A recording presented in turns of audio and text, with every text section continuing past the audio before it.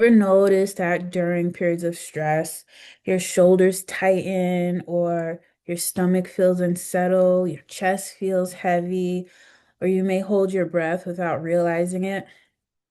Maybe after receiving difficult news, your muscles tense, your heart races, or you feel exhausted for days. These aren't just in your head.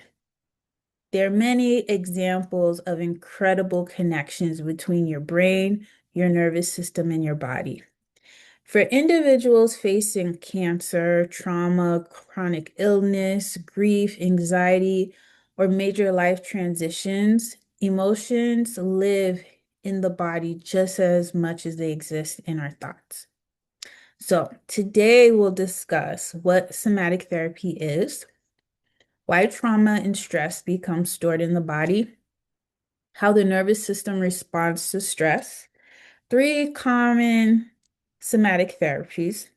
There are many, and three of the most common ones are EMDR, sensory somatic psychotherapy, and somatic experiences, and how each of these approaches promote healing and resilience.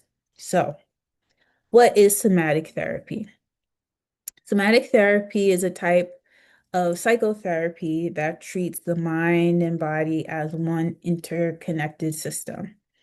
Traditional talk therapy often focuses on changing thoughts, behaviors, and emotions.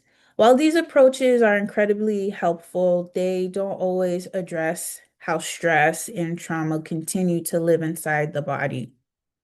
Somatic therapy starts with an important principle. Past trauma, chronic stress, and overwhelming emotions can be stored within our nervous system and experienced physically. Instead of only asking, "What are you thinking?" somatic therapists may also ask, "What are you noticing in your body right now?"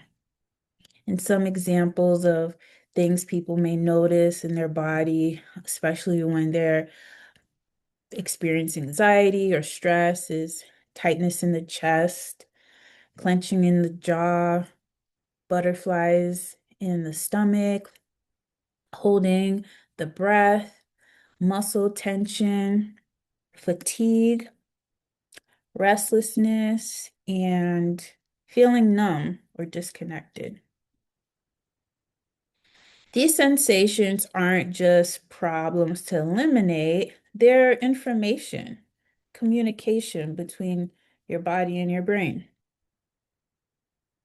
Body communicates constantly. When we begin paying attention to these sensations with curiosity instead of judgment, the nervous system often begins to relax. The goal isn't to force painful emotions away. The goal is to safely experience them and release them. So, why does the body hold stress?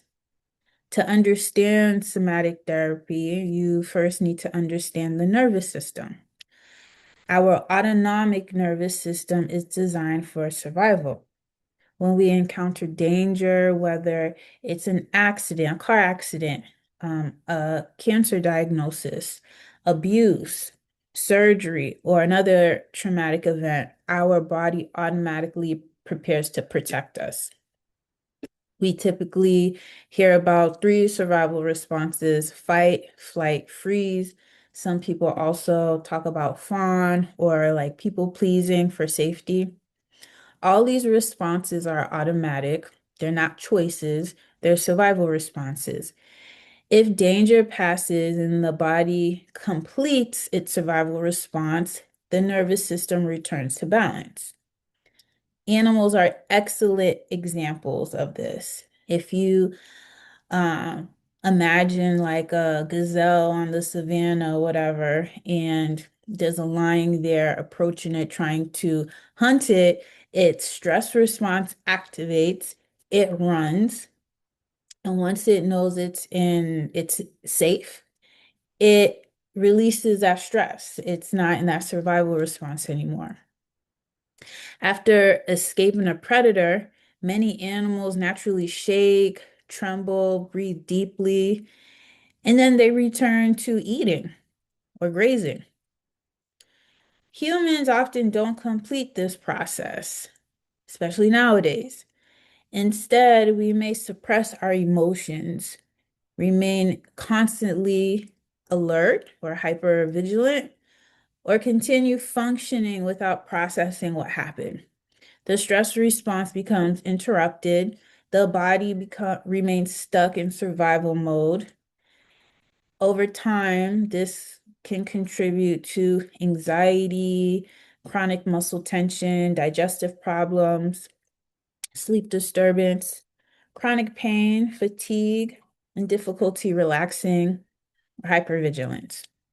The body is still trying to protect us long after the danger has passed. So somatic therapy helps to complete the unfinished survival response and kind of bring it back to full circle to end it. So one of the somatic therapies is EMDR, which stands for eye movement desensitization and reprocessing. It's evidence-based, which many people know EMDR because of eye movements, but eye movements themselves isn't what creates the healing. EMDR uses bilateral stimulation, meaning stimulation that alternates from one side of the body to the other side of the body. So some examples of bilateral stimulation EMDR are eye movements, so moving your eyes fully left to right, alternating sounds, hearing a tone or maybe drumming in one ear, then the other ear, left ear, right ear, or gentle tapping on each side of the body, like a handheld buzzer that vibrates alternately. Bilateral stimulation appears to help the brain integrate experiences that previously felt stuck. Traumatic memories are often stored differently than ordinary memories. Instead of feeling like something had happened in the past, they continue to feel like they're happening in the present. So during EMDR, the therapist helps the client process distressing memories while remaining grounded in the present. So processing memories while the body's being stimulated on each side, kind of forces the brain to like metabolize that information in a different way, which opens up different perspectives and pretty much helps to restore those memories in a different way so that the person doesn't feel so stuck and those memories are not stored where they feel like they're presently happening. So during EMDR, the therapist helps the client process distressing memories while remaining grounded and present. As processing occurs, the brain begins connecting emotions, physical sensations, thoughts, language, and meaning. Many clients report that memories become less emotionally overwhelming. The event isn't erased, rather, it becomes something that happened instead of something that continues to happen. The nervous system learns I survived and I'm safe now. So, another powerful approach is sensory motor psychotherapy. Rather than focusing mainly on telling the story of a trauma, the therapist helps the client notice posture, movement, breathing, muscle activation, facial expressions, body sensations, and nervous system responses. Some clients don't need to remember every detail of an experience. Instead, healing happens by noticing how the body responds in the present moment. The therapist guides clients to develop dual awareness, which means holding two realities simultaneously.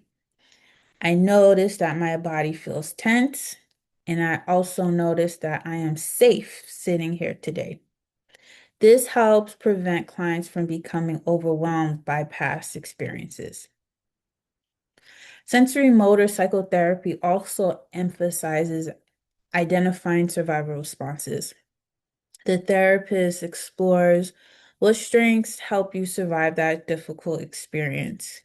Maybe it was determination, humor, faith, supportive relationships, creativity, problem solving, the attention shift um, between present day resources. And instead of asking what happened to you, the therapist would ask, what strengths help you survive?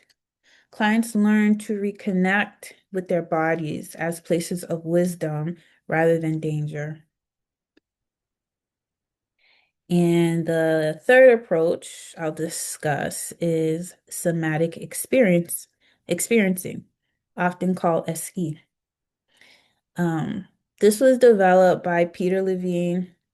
Somatic experiences focuses on the body's physiological response to trauma.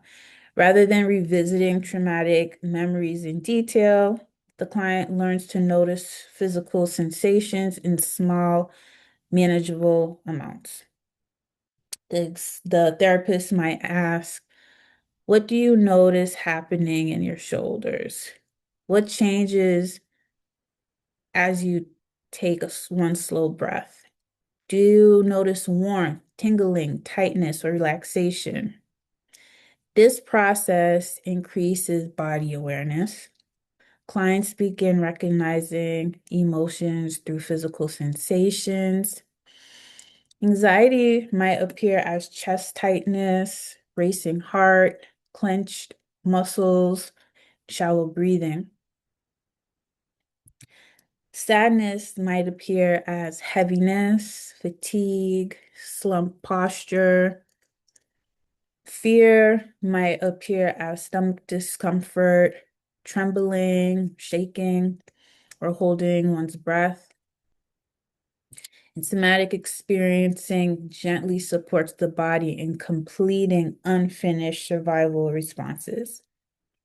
Sometimes this may look like taking a spontaneous deep breath, allowing the body to shake slightly, stretching, crying, feeling warmth spread through the body.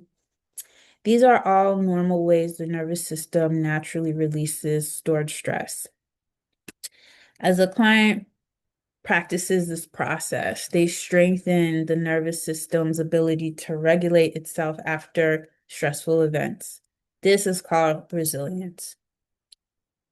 So, in conclusion, our bodies are remarkable. They protect us, adapt to stress, and help us survive difficult experiences. Sometimes those protective responses remain long after the danger has passed. Somatic therapy recognizes that healing isn't only about changing thoughts. Healing also involves listening to the body's signals, calming the nervous system, and allowing to safely release stored tension. It also helps with rebuilding that relationship with the body. Often, oncology patients and survivors have a complicated relationship with their body where they may not feel like they are in control with their body. Their body is changing, they don't recognize it anymore, or like their body has betrayed them. And so, somatic therapy can really help rebuild that relationship and strengthen that communication. Whether through EMDR, sensory motor psychotherapy, or somatic experiencing, these therapies help reconnect people with themselves. Rather than asking people to ignore their bodies, somatic therapy teaches them to trust them again. For individuals living with trauma, anxiety, chronic stress, chronic pain, or a cancer diagnosis. This mind-body approach can restore a sense of safety, resilience, and hope. I want to leave you with one final thought. The body is not working against you. It is communicating with you. When we learn to listen with curiosity and compassion, healing becomes possible. So thank you for your attention. And I'm going to shift a little bit in practicing some mindful awareness where we get to strengthen that communication with our body. So you can have your eyes open or closed, whatever is comfortable. And hopefully you're sitting somewhere where you're comfortable. Maybe your feet are flat on the ground, or maybe you're laying on your back. If your eyes are open, keeping a low gaze so that you don't put any strain on your eyes. And start to notice your breath. Just notice it without trying to change it. And notice if your breathing is shallow. So shallow breathing would be your breath is kind of in your chest and you're taking short breaths. Or is it deeper? So is that breath going all the way to your body, your belly, extending your rib cage before you release it, which pulls your navel in? Just take a few moments to just connect with your breath, noticing how it knows exactly what to do and when to do it.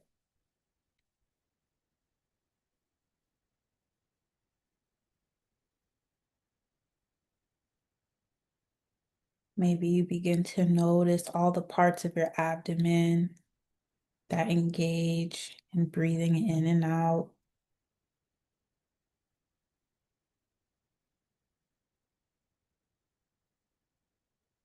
Maybe soften your shoulders.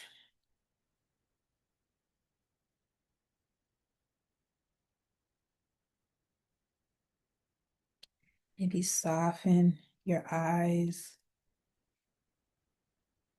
and release your jaw.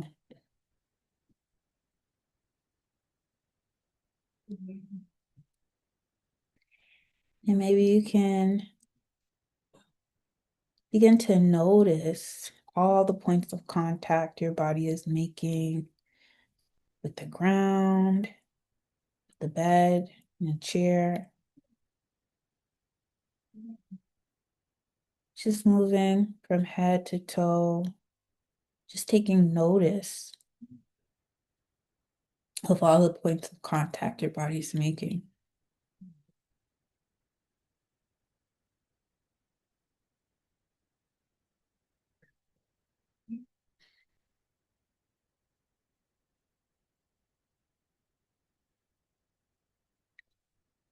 Maybe notice if you find in your body any areas holding on to tension, any areas that are sticking out to you.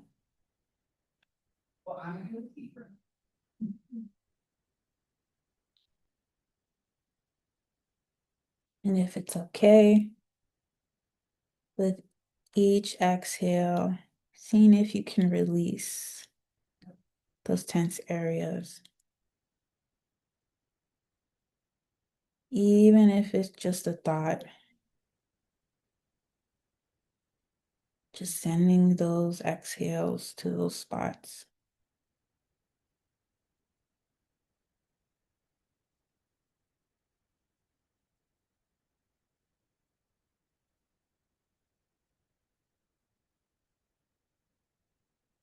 Letting each exhale soften and melt away the tension.